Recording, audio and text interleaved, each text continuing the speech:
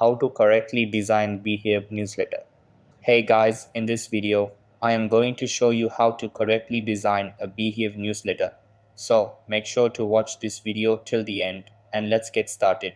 So the first thing that you want to do is open up your Beehiiv dashboard and make sure you are on the main dashboard. Over here on the left side, click on the Design tab. After that, you'll see a drop down with multiple options. Then click on Newsletter Builder to start editing your newsletter's design. Over here, you'll notice all the left side sections for customization. For example, you can edit the background. Click on it, change the colors, and see how it looks.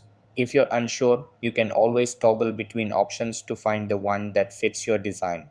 After that, move on to the font section. Here, you can adjust the font family, size, and weight.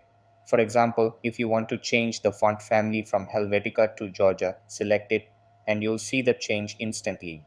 Then check out the spacing options. Adjust the outer margins, corner radius, or border thickness to see how they affect the design. After that, customize the links section.